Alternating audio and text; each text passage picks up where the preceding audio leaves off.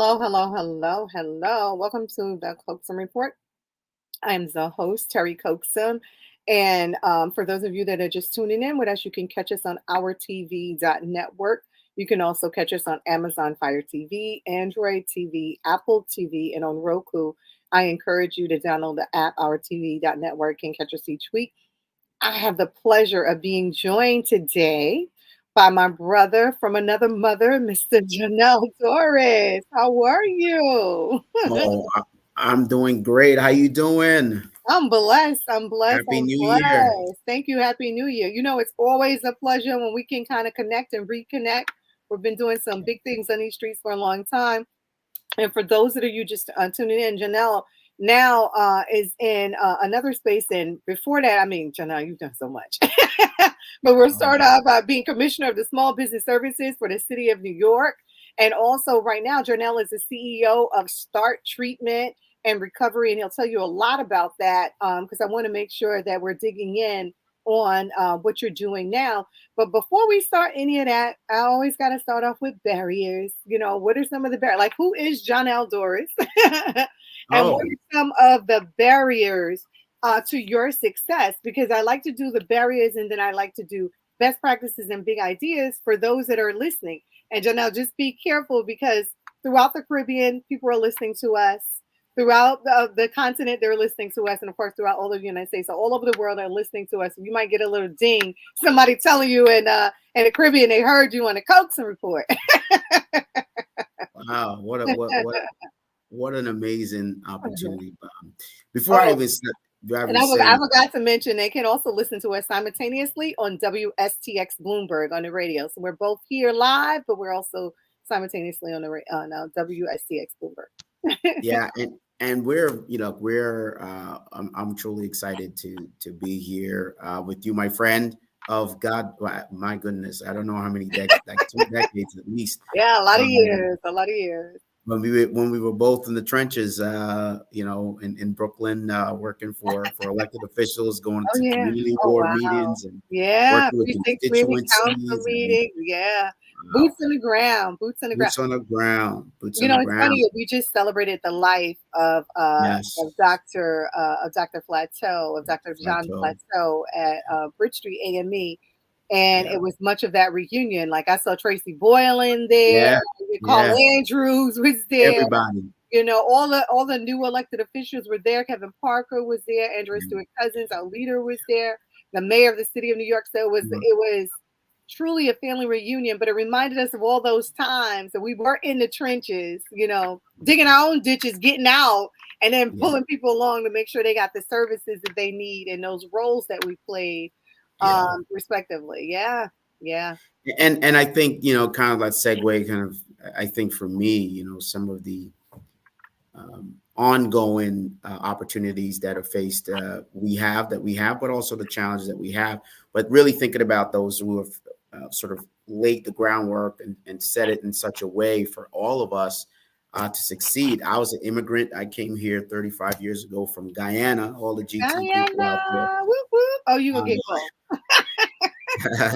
and thinking about your parents come in and having to go back to school, and as a kid That's getting right. to see all of that and having to experience that, and then like sort of you having to create your own space, create your own world, understand That's you're in a right. brand new country as an immigrant and trying to learn it all and be a part of this ecosystem, develop yourself enough, be ahead of the curve enough, like do what you need to do because it's not easy because That's this is right. a new place.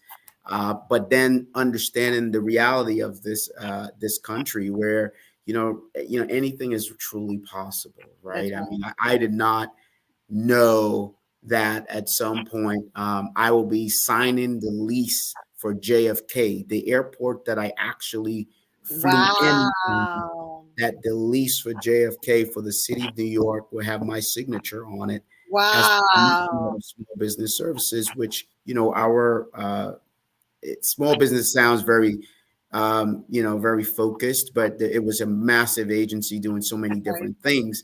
and one of those things was ultimately being the signer of that lease for That's the. right. Now that in my mind, I never thought that that was possible.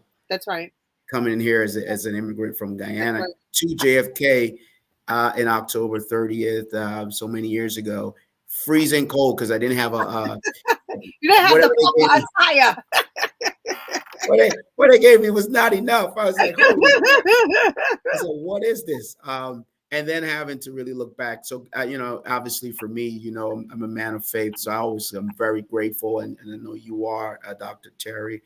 Grateful to God for the opportunities of opening the That's right. doors and giving me, that opportunity to take advantage of all that was here to really maximize it for the betterment, not only of obviously myself, my family, but for the community, because that's That's been right. our focus. That's That's been right. our focus. And that's huge. I mean, when we talk about some of those barriers, coming to a new place, not really understanding the culture, not really understanding, the economics, because when you get here and you realize New York is an expensive place, right? Now, you can do all of these things, you have all of these opportunities, but it's truly an expensive place. And so you have to kind of strategize. And for me, it was the networks. It was tagging in people that could kind of help me, to navigate the waters, so to speak. So when you talk to me about coming in on JFK, I'm kind of like, whoa, because I came here too. I came from South Carolina though, at 16 years old with a box of vanilla wafers, the clothes on my back, and an idea to go to college. I was the Wow. first in my family to graduate high school. And so when I got here, I had no idea what to expect. I just knew I had to apply for John Jay and I had to go to college because I saw a billboard on a train when I was riding with my cousin. It said John Jay College of Criminal Justice. And lo and behold, years later, I became that billboard. There was a Wow. cutie success story, riding on a train, looking up on the LIRR, seeing my face. I never thought it could be possible. So you're absolutely right. But those barriers became our training ground. Those Oh, barriers allowed us to understand what others were going through and to be able to navigate and help them get to the next level. I remember, when you were in the commission, when you were commissioner of small business services, so many times I had to reach out because, as you say, the yeah. small business are the backbone of our Yeah. community. And so if we're not supporting and encouraging our small business, our economy will fail. Period. There's nothing else around that. But here you were, came in as an immigrant, flew into JFK, got to be the signer on that massive agreement, right? That included MWBEs, Minority Women Business Enterprises, so that we too can have a piece of the prosperity that comes along with having a contract with government and being able to do all of that in your short time, in your short life. I mean, people look at you, they're like, he's 10. How is he able to do all of this stuff? But it was your passion, your tenacity, Yeah. and the way you didn't take no. Like folks said to you, now you can't do that. You're like, all right, you didn't talk about it, you did it. So those were barriers, but you made those barriers your success story. And so I Yeah. really want to commend you on that, because I remember many a times having conversations with you, and even most recently, how do we get this thing to the next level? How do we move this needle for the folks that look like us? And the ones that don't look like us, they're going to prosper as a result of it too, because when one move, we all move, especially if we're moving collectively. So those barriers are huge. Absolutely. Those barriers are huge. I remember Absolutely. one of the biggest ones I used to have to talk to you about when I was in small business administration was access to capital.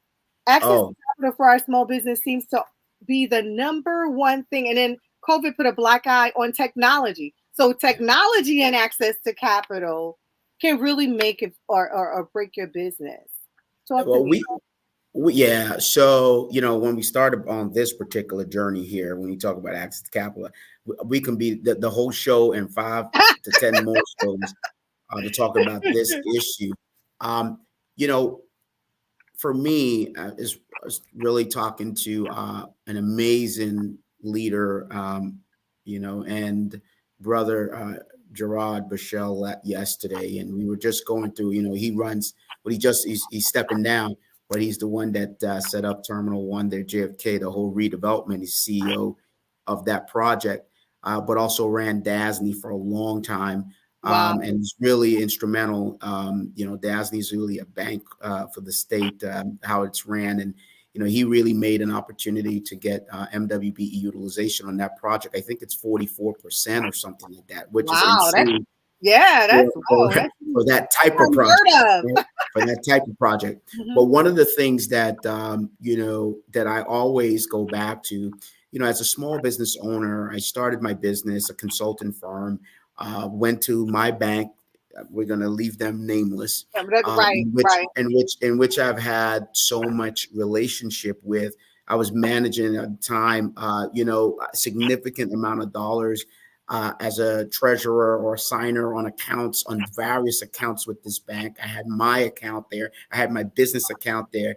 I had all my contracts signed for them to see. I had money coming in the bank. They saw the Right. cash flow. I had a very high credit score, and still they denied me a Wow. business loan that I was trying to get for expansion of my Mm, operations to get an office space so that I can grow. Okay. So, wow. when you think about this, I'm 28 at the time or something like that. And I'm going into the bank. I've got a business that's operational. I'm ready to go and expand. And I'm saying I need some money to help me to do this. This is what every business does. This is That's business right. This practice is what one they on do. one. And we have a relationship with the bank. We're not going into any bank. We have a relationship with this I'm bank. going to my bank, That's right. That's right. for many years. And so uh, they denied me. And here's what I have to say about this, because my work is really big around diversity inclusion in the economic spaces, and part of the challenge was the person sitting next across from me was somebody that looked like me. Hmm. Hmm. So I learned a valid lesson in this process. Hmm. It's not about individuals, it's about a system. That's right. And when you have a system that is built in such a way that does not afford opportunity for small businesses, for businesses of color, for people who are different than the norm, or what we consider the norm, from business ideas and formats that are outside of the box, That's right. for folks who are solopreneurs, so folks who are single member LLCs, all these types of things that they don't look the same as other types of businesses who are coming to them for dollars, then all of a sudden barriers are put up. That's right. You can't get the money. So anyway, push that aside. I said, you know what? Because of my work in government, I knew that CDFIs existed, That's community right. financial development institutions. Hmm. They existed. So I went to a CDFI. At the time it was Axion, and I got my first business loan. That's right. And I took that experience, the interest rate that was a bit higher, because they also provide from that technical assistance and support. So they needed to support themselves with the folks who are working with small businesses. So I got that. It wasn't anything on that or nefarious. It was just that they just needed some additional dollars so that business counselor can help support me to make sure that I don't default on this loan. And I understand that principle, That's right. but it was a little up there, right? So I said, in a few months, I wrote a check back, said I essentially gave the loan back. I paid it off.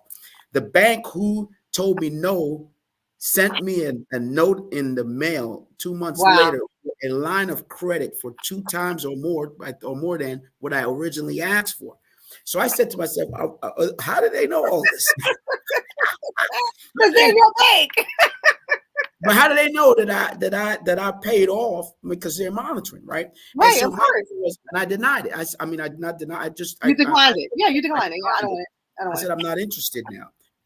I'm fast forwarding about how our barriers and experiences help us as policy makers and those who have authority. How did this actually, these barriers and what I've been through, how has it helped me to serve That's the right. people of the city of New York in my capacity as commissioner, and as my capacity as the first senior advisor and director of the mayor's office of minority and women owned businesses, and codifying that office, by the way, into the city charter, meaning the city's constitution, that they can never get rid of that office. That's right. Okay, They always so, got so that. those are massive things we were able to do. But at any rate, what we did was we understood access to capital was the biggest issue. So what we That's said, right. look, we're going to start a program which began. under my predecessor there over at SBS. That was Commissioner Bishop, Mm-hmm. a good friend, great guy. Yeah, he's a great guy. He's doing some Our good, brother he's in the doing some wonderful struggle. things now too. Oh yeah, our brother in the struggle. We love him. We love him. That's And right. they He was were on there. the show. Greg was on the show. Oh yeah, Yeah. and and yeah, exactly. And and we no offense, he's Grenada. I'm the other G. I tell him all the time. We're the guy, and he's Grenada. But what we did, we took that program, and I said, look, we got to expand this. That's Some things right. we do. We said at that time we said, well, it was like 150,000 or something like that you could have gotten, and the interest rate was whatever. We said, look, we worked together, got the mayor to sign off everything. We got it up to $500,000 that you can get. We went out. I went out to the city depository banks and told them we need some working capital dollars in here for you to help us with this. We will operate as the loan loss reserve, meaning that the city will take some of the risk with an initial $10 million investment. And then they came in, TD Bank came in with 10 million. Bank of America came in another 10 million. Amalgamated Bank came in with a 20 million for developer program that we had, and then we backstopped it with some dollars that we had at the city. And so what that was able to do, create a $70 million fund for minority Wow. owned businesses. Yep, minority Wow. owned businesses. Which the biggest part of this for me is that one, you have favorable terms. Two, you're working with CDFIs only. Three, you are getting capped 3% interest rate. Now at the top, Wow. 3% interest rate cap on business loan, insane. Right. And what we did was that you will be able to get this money, and then later on we raised it to a $1 million. Okay, Wow. so if you are a city contractor, uh, with the city of New York, you could have gotten a loan from us, and many did, for up to $1 million, capped at 3%. Now, when the pandemic came, we said, all right, we can't charge interest because everybody's Wow. struggling. So That's what we groundbreaking. That right yeah, there, that changes the game. That changes the game. changes the game. And Maggie Austin was working also on this at the time. I mean, we had so many people, man. It was just amazing. And so we were able to do it. We brought it down to 0% interest, 0% interest. And Maggie took over my role when I left to become commissioner. And so we kept it going, opportunities. Right. But finance was the biggest issue. That's How right. much money, do I need to start a project? That's Right? right. And we say we will give you the dollars that you need to start the project. We were finding that MWBEs, or minority or women-owned businesses, it was never really about if they do the work. When I was there, $14.6 billion in contracting we did for minority and women-owned businesses. Okay, out of our One NYC program, we had a next to 0% default rate on those contracts. Wow. That's what's up. That's So And when that's a you hear, model. That's a model for others to follow. Like it seems like it's a no-brainer. And the crazy thing about it is, I do business development now. I still do business development, and I have clients that are in Maryland. Maryland is not doing what we're doing. I have clients that are in Boston, and Boston is looking at what we're doing and trying to do more of it, especially when it comes to the MWBE. So the initiatives and the programs that you guys were able to start is a model for the country, not just here in New York. And when I say to them, when I reach out to them and like access to capital, one of the biggest things was contracts. How do we get contract opportunities in the hands of MWBEs? And I was calling up agencies that I saw contracts for some of my clients, and I was like, we don't do it that way.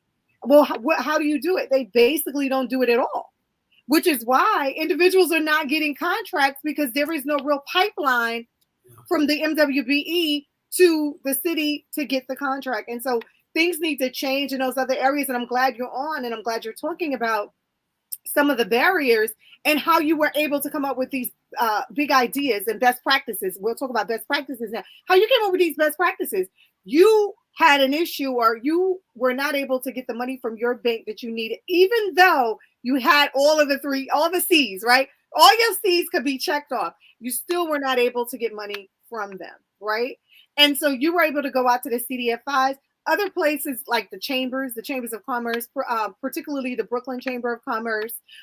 You can go and you can get funding from them. And this is because some of the models that you guys were able to create under the CDFIs with the city of New York, and then you're pulling in other partners like the chambers of commerce, right? Yeah. Another whole ground-breaking thing that you're doing, but more importantly, understanding that small business are the backbone. It only creates a better economic system if you're funding them. You're talking about next to 0%. What other? Where else are you doing that at? Yeah. When you think, so again, it's never about, in my view, in my experience, and it was extensive, particularly in this area. It's never about the fallacy of not being able to do the work. Right. And because people make this thing up that, oh, they don't know Mhm. to do the work. Our folks know how to They do tell me, the oh, work. they not certified. I say I got an answer for that. I'm getting them certified. Yeah, certification is an access point, Ridiculous. right? That's Because we right. want to make sure we got a law to follow. We were following the law. You got to be That's right. certified in order to get the access. We got to verify if you're saying you're this person, then we got to verify it. We say you have You say you ownership are. and That's right. control. It's two things: ownership and control. That's Three right. things, sorry: ownership, control, and management. So That's you have to have all those things operating in order for you to get a certification, right? And so it's a fallacy that folks say that somehow, just because you're a small business or you're not a large national corporation, that somehow you can't do the work. right. Our people do the work. And so we provide the technical assistance, the support, the capacity building That's right. programs.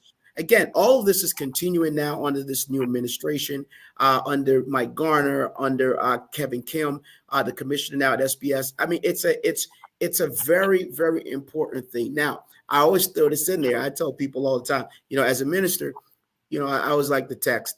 And when you look at, there's a text in the scripture that says, some plant, some water, but the man upstairs gives the increase.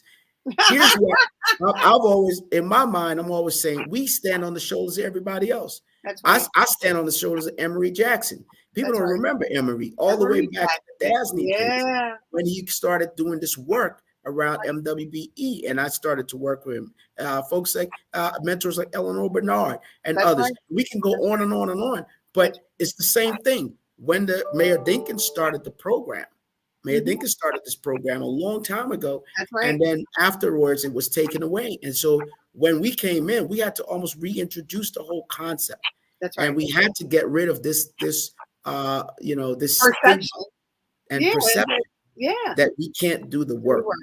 And so I would say that we've got to deal with that. That's one of the major barriers to success for small businesses, that somehow they don't have the capacity, the wherewithal, the skill set, whatever it may be, to do the work. No, we just need an opportunity. That's right. And the opportunities exist. And that's where I come in at as a consultant. I remember in Absolutely. our producer, he's out of the Virgin Islands. And so when I was in the Small Business Administration, I covered New York, New Jersey, Puerto Rico, and the Virgin Islands. And I remember when all of these storms hit, I and I'm remember. looking at TV, and all I'm seeing is these contracts from the Virgin Islands are going mainland. And I'm like, what is going on? When I started at SBA, the Virgin Islands had one 8A firm. When I left, they had 8. So I know they have the capacity, like you said, they have the ownership control, right? And they have the capacity and the certification to be able to do the work. And of course, the management, right? So I called up the Army Corps of Engineers, and I called up SBA, and I called GSA, and I was like, there are people there.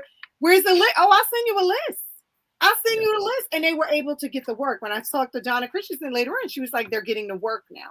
So this Awesome. is what it's about. It's about, one, giving us the opportunities to be able to gain the knowledge, skills, and ability we have with the passion we have to make sure that folks that look like us are giving these opportunities.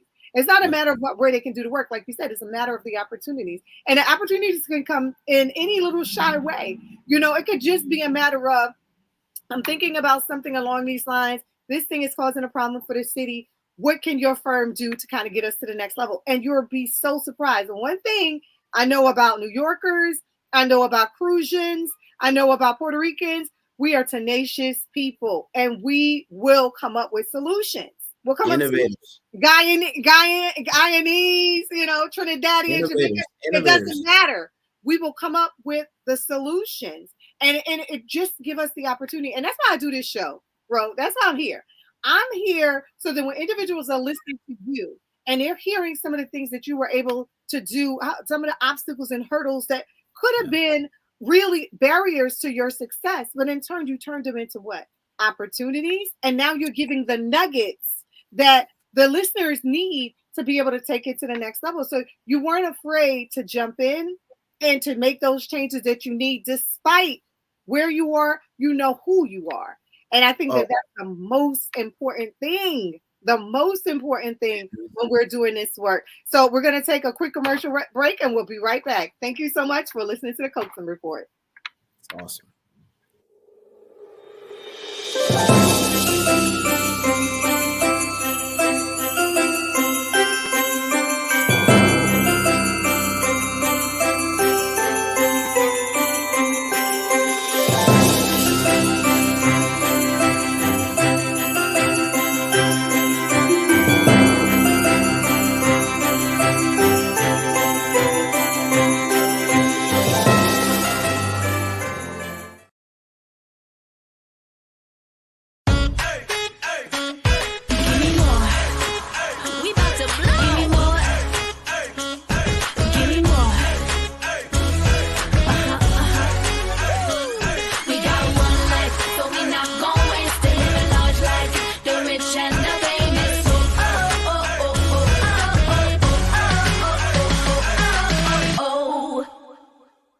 I used to watch BET, MTV, VH1, now I watch Tempo.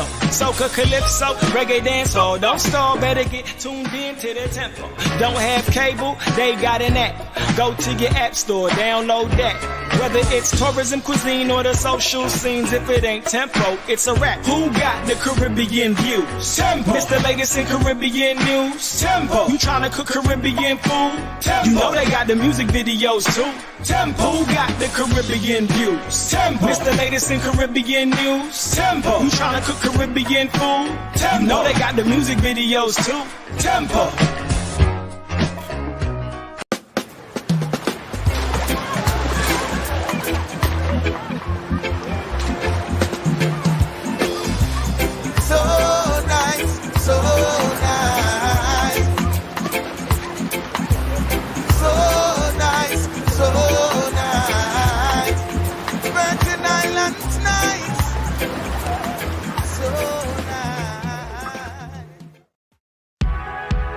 Today we're taking a little vacation on the west end of St. Croix, visiting a seaside restaurant called the Beachside Cafe here at Sandcastles on the Beach.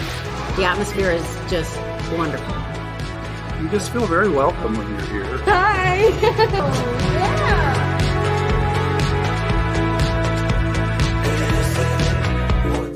I'd like to introduce Chris and Ted, who are the owners of Beachside Cafe and also Sandcastles on the Beach. This is amazing! Thank you. Sandcastle on the Beach is quiet and friendly, relaxing. I often entertain guests, and this is the one place I always try to bring people. Tell us a little bit about the hotel. Well, the hotel is a 25-room hotel. We have 10 different room types within that. We also have, of course, our greatest asset, the ocean out there, which our side of the island is very calm typically. So it's the best swimming beach and also great for snorkeling. And just walking and doing a nice walking beach tour. Absolutely. Yeah. Best beach access is right here, so we love them. And we're also fortunate we have just up the way Sandy Point National Park, and then Frederickstead Town is just a mile away. Mm-hmm. And so we're really fortunate to be in this perfect spot. Metro New York's port services are currently constrained and challenged in facilitating the handling of international cargo. It's time for a whole new ballgame. Just 55 miles north of the city, Stewart Airport, closed during the base realignment, is an underutilized resource that could be maximized and bring growth to the area and relieve New York City. It's an ideal place for a thriving supply chain center of regional excellence, called SCORE. We intend to support the New York and New Jersey Port Authority's commitment to the New York International Plaza, putting it at the forefront of a transformation of regional global trade, telecommunications, and economic growth. A logistics-based regenerative smart city that supplies an interactive platform of data and document interoperability to optimize resources. SCORE will transform this location into a thriving hub that can process and distribute cargo via various methods of transportation, elevating it to one of the world's best intermodal ports. We aim to build a cybersecure network operations center that enables customers to share data in real time across the supply chain and across the whole region, utilizing eco-friendly practices to keep things running efficiently. And it doesn't stop there. Not only will SCORE develop high-speed wireless networks in a data-driven city to improve logistics and facilitate international trade, it will also create critical infrastructure for regional economic development. By optimizing the business environment, attracting startups and investment, supporting the development of high-value industries such as medical, education, technology, and hospitality, creating new employment opportunities for the region. SCORE will inject vibrancy and inspire prosperity in an underutilized area to develop a greener and more livable smart city that thrives, bringing excellence to the Hudson Valley. It's a game changer.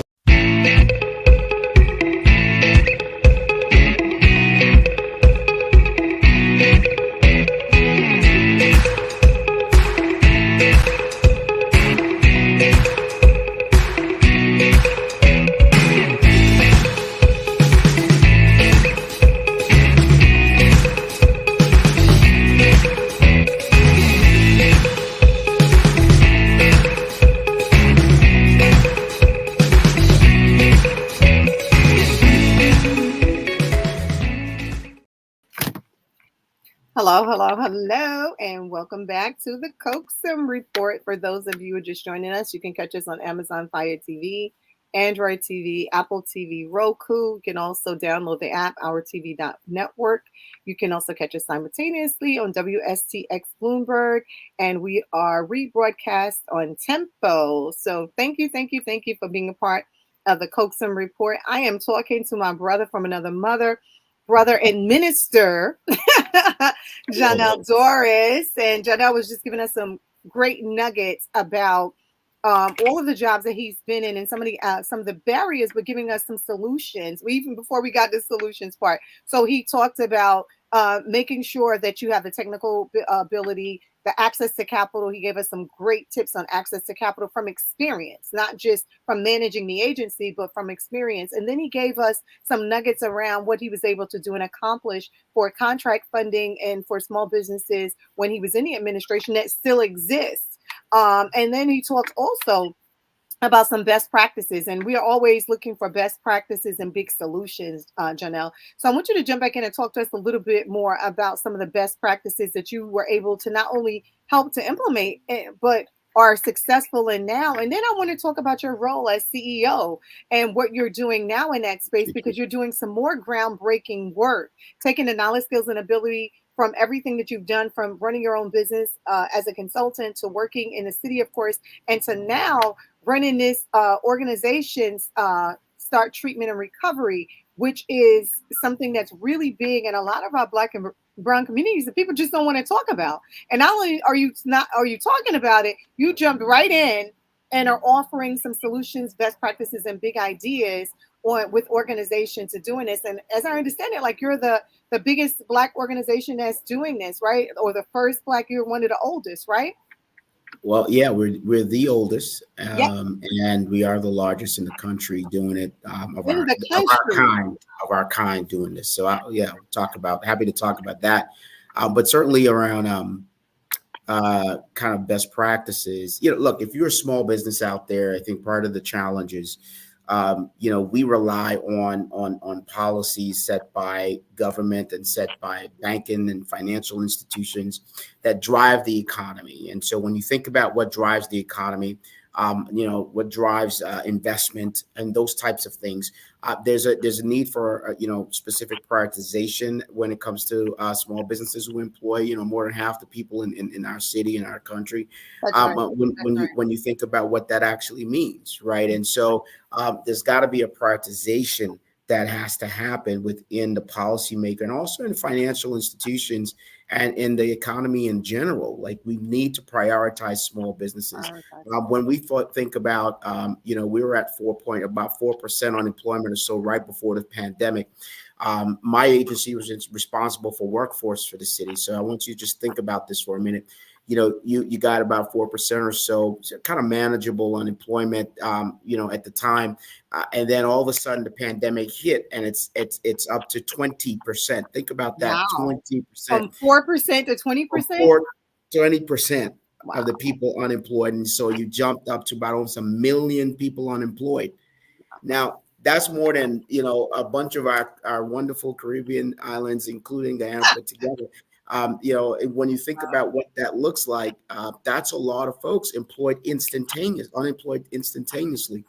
So some of the best practices that you have to put in is sustainable practices. Businesses have to make sure that they are sustainable, adaptable, agile, flexible. So when adversity hits, that you are able to withstand the impact of what is going to hit you. Because adversity will come. If it's not this, it's Superstorm Sandy. Superstorm Sandy and Superstorm Irene. It's the financial crisis in 2008, and the list goes on and on and on. And we really have to learn how to make our businesses sustainable. What does that mean? Right there, because that's a nugget. And that's exactly what I was getting ready to tell you, because a lot of talk around sustainability, but small businesses don't really know what that means. So that's what I want you to kind of get into. And I know one of the things that was different with what you did in offering access to capital was that technology, that technical support. A lot of people just need the technical support. They need to understand the numbers. They need to know that they're not going to let their tax preparer zero them out every year. So when they go for that loan, saying, you're not making any money. Yes, I am. But I can't give you a loan based on the fact that this is what you're saying. You're in the negative. So talk to me about sustainability, a sustainability plan that you've seen work. I mean, you just hit it on a nail. I mean, two things I was going to three big things. One is around diversification. Diversifying the services or what you do or your business. If you are not being a jack of all trades, but having to diversify, meaning diversification could be not just what you do, but the method in which you do it, right? The method in how you you'll work within your particular organization and your company. Meaning diversifying how your people work. Are your people able to? This was a big problem during the pandemic. Yeah, our folks did not have the technical and technology wherewithal in order to engage with Zoom and going online and all these other things. And so we had whole programs to train small businesses how to do that. I mean, it's and as in our mind, we're thinking in person all the time, right? And so when I talk about diversifying, not only what you do, but the way you do it, how you actually conduct your business, that's a form of sustainability. That is so critical, I think, right now, diversifying and diversification and just being agile and adaptable. I think that is also very important when you think about, kind of being flexible in how you conduct business and who you conduct business with, not looking in singular markets, but looking at various markets that you can actually have an impact. I think that is also critical. So sustainability as pertains to technology, is your company, cybersecurity proof, right? When we think about what that means, billions and billions of dollars are being lost. Companies are being hacked. Money is being, all these things are around kind of hardening your system so that you have, because we are working online more. We are using technology more. Are you hardening your system? So the back office support. So, and the back office challenge is the one I wanted to end on when it comes to sustainability. Let me tell you this. Biggest issue Black and brown businesses, small businesses across the board faced when this hit was around accessing government relief. Yeah, I was there in the thick of it. Trust that's me. right. That's right. We went to all of the depository banks in the city. We said to them, "Hey, what are you guys doing?" Well, at the time, the government. This was earlier on. The government was not backing in the same way that they did later, the loans that went out, the PPP loan program. So that program had many iterations, but initially, banks were really relying on customers that they know in a certain That's right. type of customer with certain types of accounts, because they're like, how are we getting this money back, right? Because there wasn't a true guaranteed system yet in place at the earlier on, all right? So what we found that as we kind of began to help small businesses, and we did a lot where this is concerned. Obviously, we had an interest rate buy down program. We did hundreds of millions in loans and grants and so forth. But what was the biggest issue to access in all of that? Your back office. Did you pay your taxes? Mm-hmm. That's right. Did you pay? And not just the IRS. We're talking about them payroll taxes too. We're not just talking about your state, your city, your because all of that was predicated upon that. So when do you have the paperwork to prove that you can that you have employees? Yeah. That you can do this. You have people working there, and folks are not really documenting appropriately. Do you have an accountant to help you?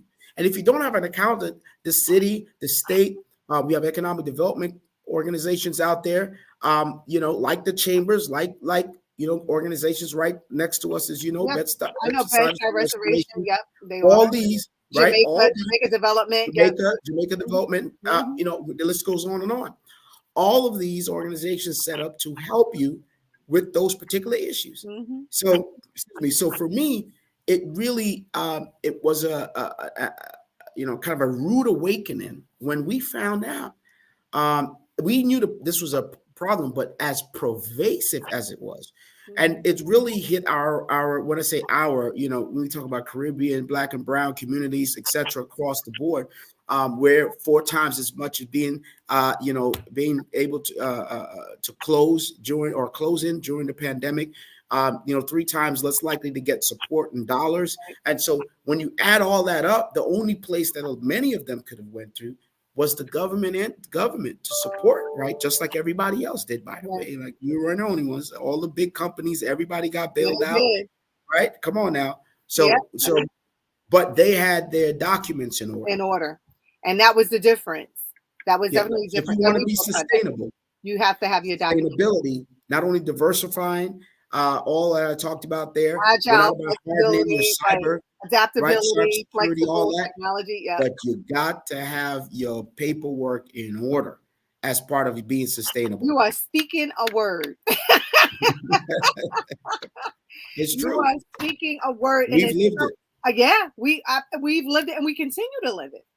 Yeah, we continue to live it. I know I'm working with a couple of businesses now because I'm working on the Gateway Project stuff. And so one of the things that my company do is that we make sure that you have all of your documents in order. And so if you're telling me, a contractor, I need to see your GC license, and it needs to be up to date, right? If you're telling me that you're doing this amount of business and you are able to do this amount of business, and you want me to look for School Construction Authority for you, you want to be a part of DBE, I need these taxes to be in order. And so it always, like, some of my business owners are like, why do I need to give them all that? Because they want to see that you're doing what you say you could do. And you don't need to fight with them. They're not the enemy. Just produce documents to justify what we say we can do, because at the end of the day, you're going to have to do it anyway, or you won't be a part of the program. And let me just say this. I think the reality is on many fronts, right? Like, we understand the challenges that, Black and Brown businesses, small businesses overall face when it comes to this type of challenge.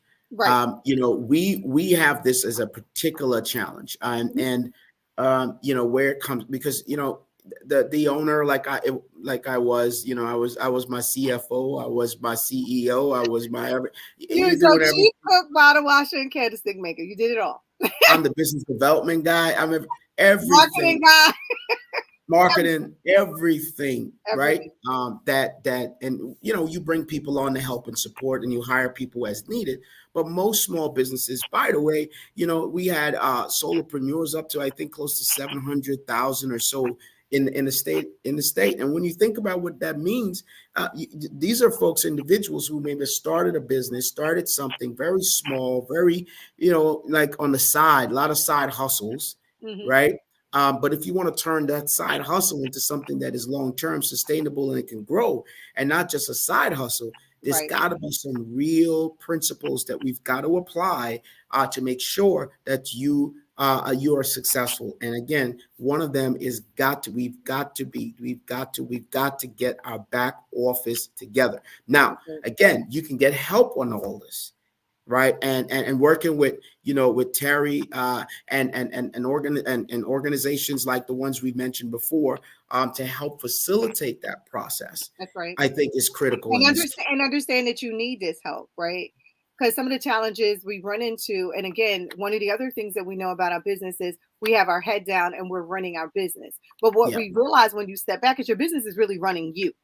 You're not running your business. Your business is really running you if you don't have your back office in order. And so when I started, especially prior to COVID, I was very hard pressed to get my businesses to want to have any systems in place, like a website or a pay system or DoorDash or any of that. They were like, oh, I don't need that.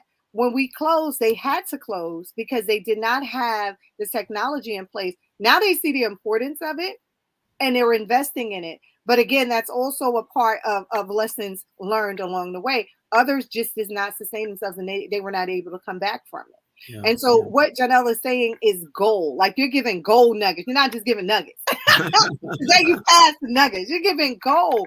The back office is so important. Critical. And it really will determine your success. Yeah. And again, lenders, when you think about government, when you think about these agencies and so forth, that's what they look for, right? Because we have to justify the programs. That's right. And the dollars, these are taxpayer dollars that are going out to invest back into companies who the benefit is you hire, right? So it's a circular economy.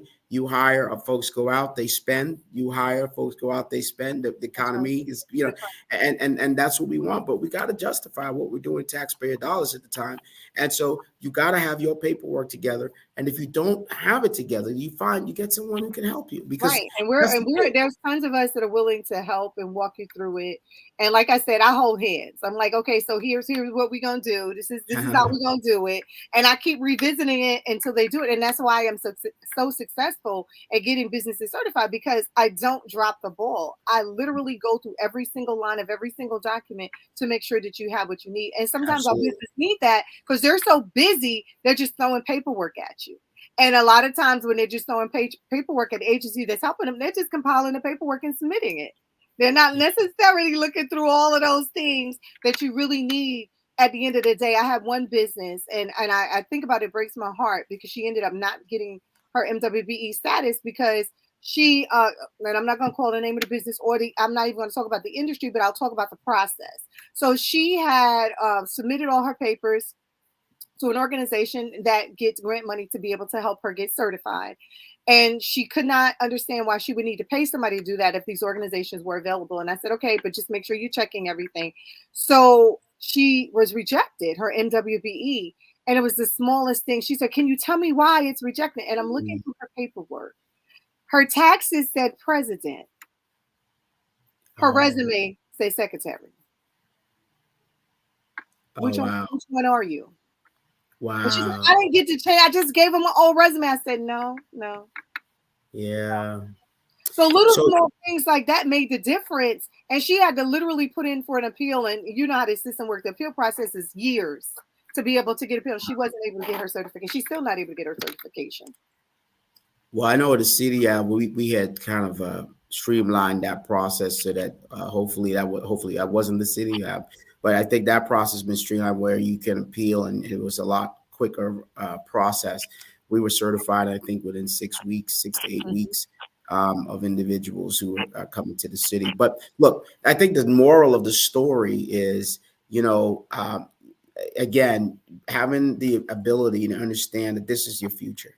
That's right. If I say to you that the city, I mean, I can only speak, I'm speaking for when I was there, when we did $14.6 billion in contracts to minority and women-owned businesses. When you think about what over a span of, I think, 3.5, 4 years, when you think about what that means, that's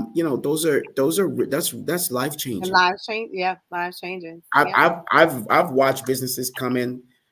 When I was with the governor's office of storm recovery, I've watched Black women-owned businesses come in, Hispanic-owned business come in, Asian-owned businesses, women-owned businesses come in, and they came in with, let's say, 100, 200, 300,000 a year. Some of them maybe $1 million. They come in and walk out with tens of millions of dollars in doing contracting because of the opportunities. The things, this is a game changer. Yeah. Right. And again, I want to deal with the fallacy. Almost 0% default. Yeah. And so what does that mean? And That that's means they are doing the work. They're well able. They're capable. That's right. The They just market, needed the opportunity. They just needed the opportunity. the And system, that's important. That's and important. that's what I cannot let you get off this line without talking to us about being the CEO of Start Treatment Recovery Centers. Especially they're the oldest. They're one of the biggest doing it in the country. Yeah. It's important, especially in our communities, to have a program that have compassion, empathy, and the skill set to be able to move our people if they're facing substance abuse and stuff like that. So talk to me a little bit about what it means to be the CEO of this organization. Well, and again, he looked 10, so you already know there's a barrier right now. I'm telling you right now, it is truly an honor. But when we think about legacy, this organization was founded in 1969 by Dr. Benny Prim. We weren't even heard of yet. We weren't. No, by Dr. Benny Prim. Who is a pioneer in the mental health, substance use, and also HIV/AIDS research and advocacy, and worked for 4 presidents, and was able to start amazing programs on a federal level to address this, particularly within minority communities across the United States. Internationally known, Dr. Benny Prim founded this organization. Our organization is a organization we call a healthcare organization that does biomedical research and has done that for a while. We have an extensive research program that really deals with all of the challenges that are related to an individual when you're talking about mental health challenges or health disparities in general. We know our communities across New York City, low income, Black and brown communities have higher health challenges. When I was commissioner and I was walking around and we're seeing what's happening, it was a health crisis that brought on the economic crisis. That's right. That's right. All right. And as much you have all the money in the world, if you can't go out there and do your job because you're sick, that's right. That's a challenge. Or because there's some mental health issues. So that's what we do. We do biomedical research and behavioral health research. We're also we have a substance use program, which we provide medical assistant treatment programs here. We also have a lifespan approach to what we do, and we also what we call the Article 28, which is a primary care services. So some of the things we do. Again, research, evaluation, train in primary care with something called harm reduction for those who are participating in substance use challenges. We have a psychiatric department, psychiatry department providing those services as well. We have an adolescent mental health program. Wow. Over 50% of girls now are thinking or contemplating suicide. Now, I want to sit with you for a minute. 50%? Almost 50% have considered, right? So that's where we are right now in society. And then we also have what we call an integrated hepatitis C and HIV program, where we provide on-site support. And lastly, I'll just end on this one. We have a vocational program where hundreds of people we're training that are going through these issues. We're still training them for jobs, helping them to get jobs, helping them to get their degrees, helping them to get trained up so that they can be productive members of society. And truly, I say my job is to help other people fulfill their purpose. Wow. And ultimately, even if you're struggling and you're going through right now in any area of your life, you still have a purpose. That's right. Like you still have a design. There's a reason for you being here. That's right. And so my job and what we want to do is help you get better, help you get equipped in order for you to attack and go and do exactly what you feel is your purpose here on this earth. And so we're excited to be doing all this plethora of services. We have thousands of people in our clinics every day. We have clinics across Brooklyn and Manhattan. And so we're excited for the work that we're doing here to carry on this legacy, helping heal our community. And I'll end with this. Black and brown men aged 55 and older are where we're seeing the greatest rise in opioid epidemic overdose. I want you to listen to that, meaning that they're dying of overdose. You're not hearing that in the news. You're not hearing that anywhere because, it's not something that people want to say, right? They don't want to say it. That's the truth, right? We have a misalignment with what's the truth and reality, and what you're actually hearing as where the impact of this opioid crisis is more. Is more. The city's numbers came out. The state numbers came out. It's in the communities, in our communities who have been suffering from health disparities, from unemployment, from all types of challenges of systemic racism throughout the years and years and years, decades of disinvestment. All these things are all coming to bear on these individuals. And we saw it exasperated during the pandemic. And so I said, listen, I got to do something about this if the Lord give me an opportunity. And that's why I was able to connect with START, connect with the leadership there, say that we're going to transform not only the stigma that is associated with it, but the way that we go about doing this work.